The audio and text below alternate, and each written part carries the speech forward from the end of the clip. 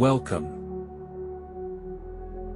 Tonight you are not just watching a video, you are embarking on a journey to the deepest, quietest, and most isolated point on Earth, the Mariana Trench. Put your phone aside, dim the lights, and focus only on my voice. Above you is a clear blue sky, below is 11 kilometers of unknown. Imagine taking your first step into the water from the deck of our ship. The water is warm, the sun is shining. Now, find a comfortable position. Feel your breath slowing down. Your shoulders are relaxing.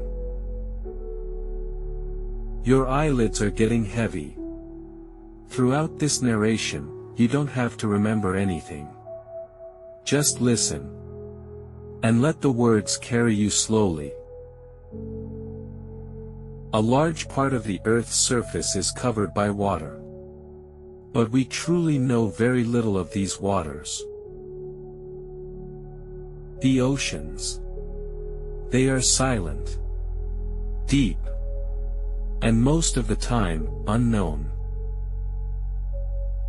Today, we set out on a calm journey to the deepest point on Earth. Its name is whispered, the Mariana Trench. This place is the Earth's deepest breath. Where light does not reach.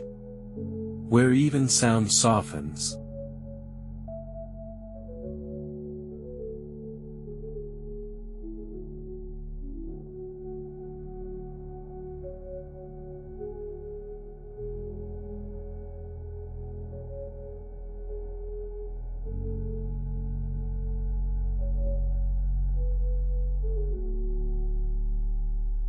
The Mariana Trench is located on the western side of the Pacific Ocean. It stretches south of Japan like a long, silent fissure. Its depth is about 11 kilometers. It may be hard to imagine. For a moment, think. If we took the world's tallest mountain, Everest, and placed it upside down in this trench, even its peak would remain underwater. And it would still be silent there. At this depth, there is no sunlight. But the darkness is not frightening. Rather, it is like a soft blanket.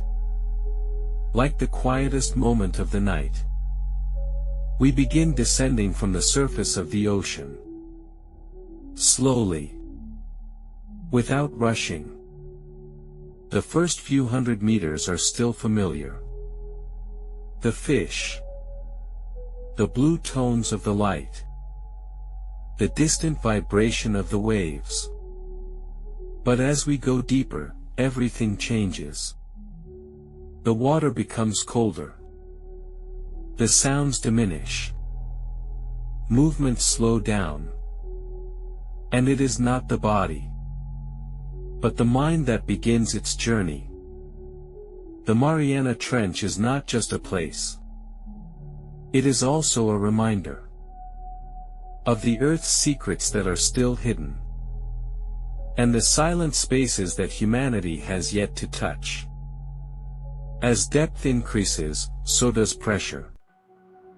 So much so, a human body cannot exist there without special equipment. But nature adapts. And we will see this in a moment. Now, we are going a little deeper. Your breath is calm.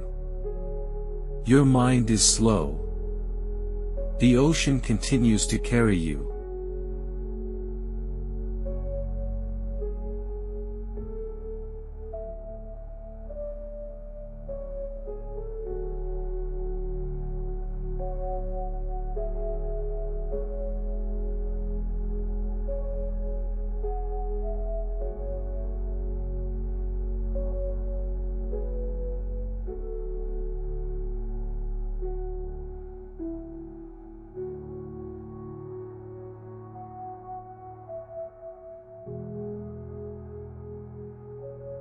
Now, we are going a little deeper.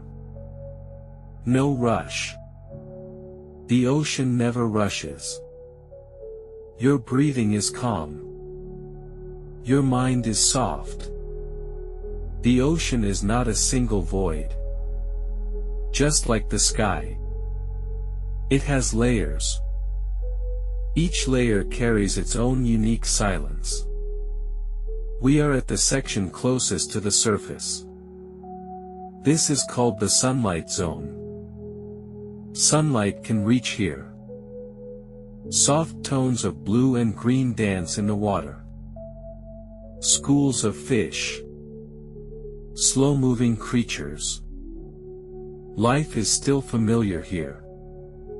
But we keep slowly descending further. We have now reached a depth of 200 meters. When you look up, you see the last flickering glimmers of sunlight. The water is no longer bright blue, it has turned a deep navy color. This is the twilight zone. As you glide toward 500 meters, feel how your body merges with the weight of the water. As the light diminishes, the strategies of sea creatures change. Look, a lanternfish is passing right beside you. The tiny cells on its body glow like a lantern in the pitch dark. At this depth, light is both a predator and a friend. 700 meters. The temperature drops rapidly. In this layer of the ocean, the water is now ice cold, but this cold doesn't bother you, on the contrary, it clears your mind. We are approaching 1,000 meters. Even a millimeter of sunlight cannot reach here. Now, there is only you, your breath, and the ancient darkness of the ocean. From here on, the midnight zone begins. That endless night where light has completely surrendered.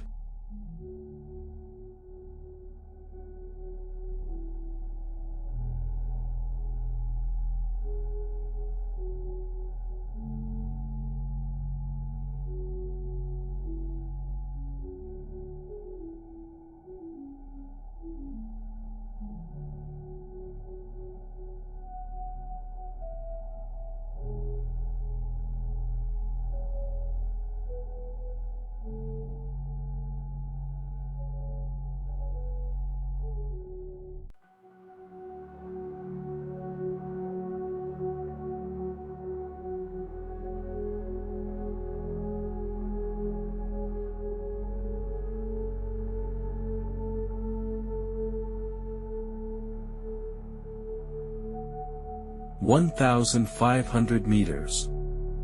This is the first layer of silence. Sound travels farther at this depth due to the density of the water. A whale song coming from afar seems to reach you from miles away. We descend to 2,500 meters. The pressure has now increased so much that it is 250 times that of the atmosphere. We are at 3,800 meters. Stop and look. A massive, rusted shadow appears in the darkness. The Titanic. One of the most magnificent things ever made by humans is now hosting corals and bacteria in this freezing darkness of the ocean. Imagine gently gliding over the deck of the Titanic. Those enormous propellers, the luxurious hulls. All of it is now in deep tranquility. Time doesn't flow here. There is no difference between 1912 and today. Scientists say that in a few decades, only a rusted stain on the ocean floor will remain of this legendary ship. So right now, we are witnessing the slowest and saddest phase of its disappearance. The wreck of the ship is in two pieces, about 600 meters apart. But in this pitch-dark environment, due to the extreme pressure at this depth of the ocean, it has been discovered that while most of the wooden furniture inside the Titanic shattered, some glass cups remained intact. Pressure can sometimes bend the hardest metal while leaving the most fragile glass unharmed. Now we silently glide over this enormous metal grave. From the deck of the Titanic, we descend into that bottomless abyss. Even that legendary ship remains like a speck above at this depth. Our path goes deeper than even light and history can reach. 6,000 meters. We are passing through the vast plains that science calls the abyssal zone. This area makes up 70% of the ocean floor. Beneath us lies kilometers of white mud. But our journey is not over. A massive chasm opens ahead.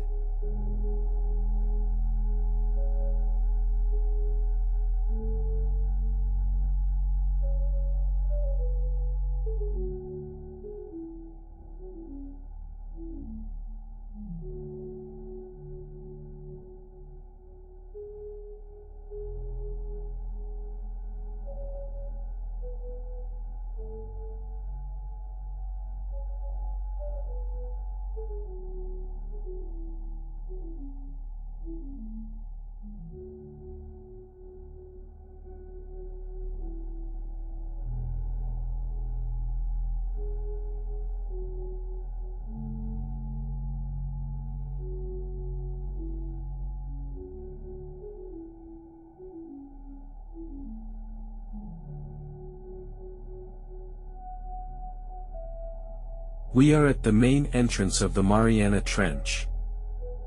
7,000 meters. The Hadal Zone. It takes its name from the underworld. This is now a place considered impossible to survive.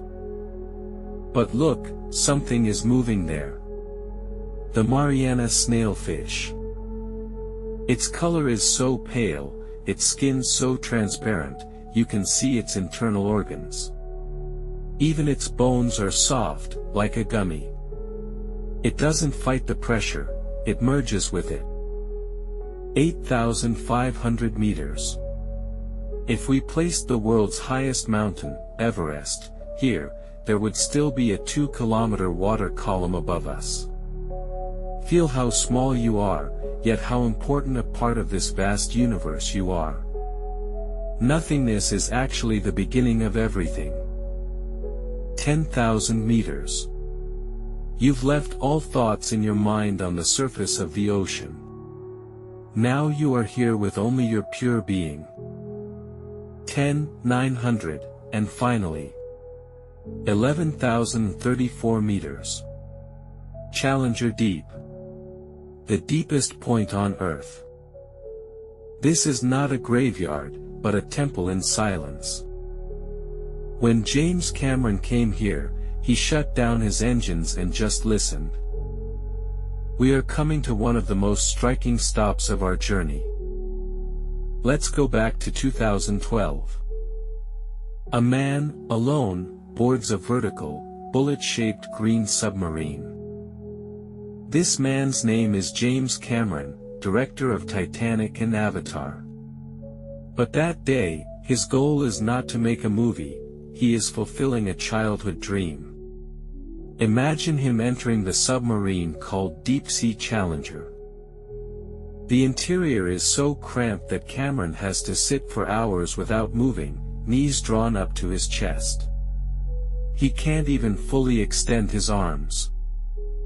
There are 11 kilometers of water above him, and this massive weight is trying to crush the steel sphere he is in every second. Something interesting happens during the descent. As he gets closer to the ocean floor, the submarine shortens by exactly 7 centimeters due to the tremendous pressure. Even metal yields to this pressure, contracting. Cameron, inside, continues to glide through the darkness, listening to these creaks. After hours of descent, it finally touches that white, dusty bottom. He sends his famous message on Twitter, "Hitting rock bottom has never felt this good." But the truly fascinating thing is what he sees when looking outside. Cameron describes it like this: even more desolate than the moon. During the 3 hours he spends there, he is completely alone. Totally disconnected from the rest of the world, from loved ones, from sound and light. When he looks out of the window, he sees an endless void, illuminated only by the lights of his own submarine in the pitch darkness. There are no giant monsters there, only tiny, transparent creatures resembling shrimp. Cameron describes that moment as complete isolation from the rest of humanity. But this silence is broken by a malfunction. The hydraulic arm of his submarine breaks and starts leaking oil.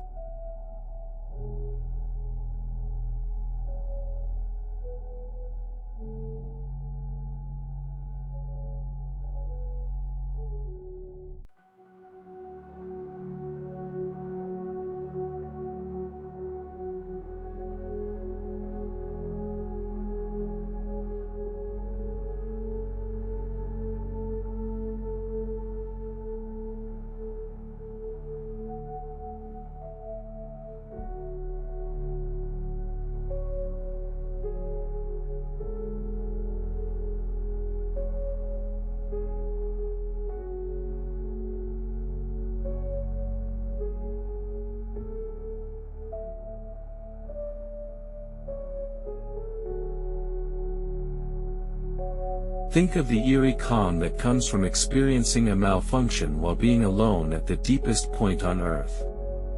Cameron doesn't panic, he simply witnesses the moment. The leak in the hydraulic system forces Cameron to end his time on the ocean floor earlier than planned. At the deepest point on Earth, a fault means the end of everything. But when Cameron sees that leak, he just sighs. He describes the moment as, "Nature showed me the door." When it's time to ascend, he releases the steel blocks weighing tons that are attached to his submarine. He turns a key, and the magnets let go of the weights. In that moment, the white sludge on the ocean floor lifts up, and Cameron's small vessel starts shooting upward through the darkness like a missile. Imagine. The descent had taken hours, but the ascent takes only 70 minutes. As you rise, the tremendous pressure on you decreases. The submarine expands again like a compressed sponge, returning to its original shape. The creaks inside now are due to the metal relaxing. As Cameron ascends, he passes through the layers of the ocean in reverse. First, the spiritual silence of the Hadal Zone, then the depths of the Titanic, and then the faint blue light of the sun. When he reaches the surface, the submarine pops up through the waves like a cork. When his crew pulls him out of the water, they open the hatch. As Cameron steps outside, what surprises him most is not the sunlight or the iodine-scented ocean air, but the sound of humans. After hours of absolute silence, even the simplest sound of the wind or the splash of a wave feels like a symphony to his ears. He's one of the very few people who've gone so far off the beaten path and come back. But do you know what Cameron found there that day? Not giant monsters or treasures. He found complete isolation and inner peace. That short time at the bottom of the ocean taught him how fragile, yet how interconnected, life truly is.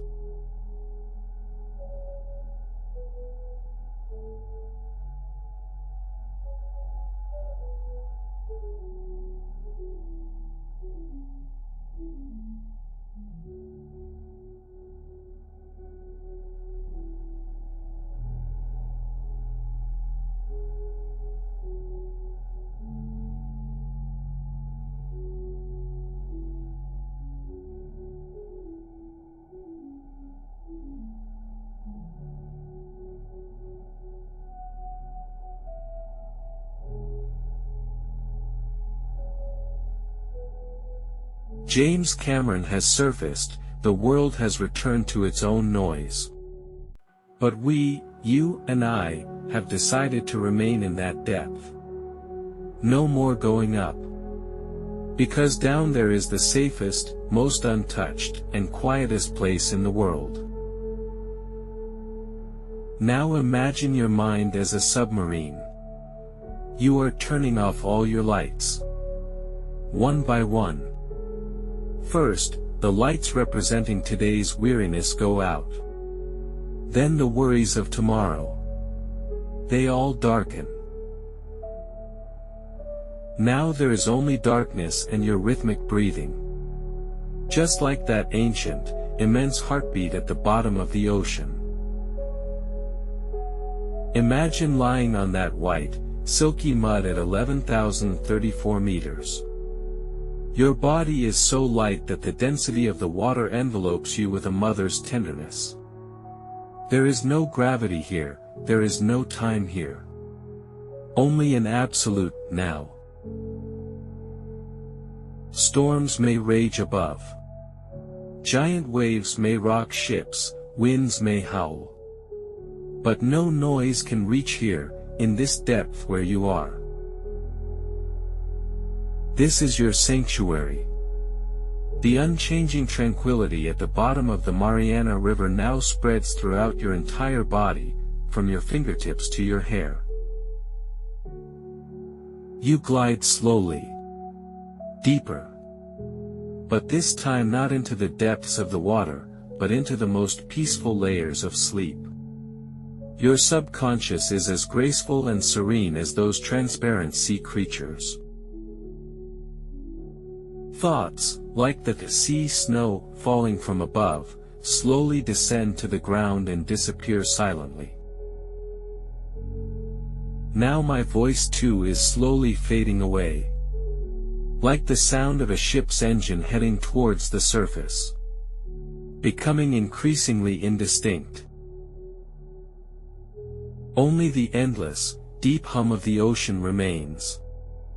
This hum is a lullaby the universe sings to you. Let go. Feel the beauty of disappearing into the darkness. The heart of the ocean and your heart now beat in the same rhythm. You are safe. You are at peace. You are in depth. Now. Just sleep. Sleep well, may the deepest dreams be with you.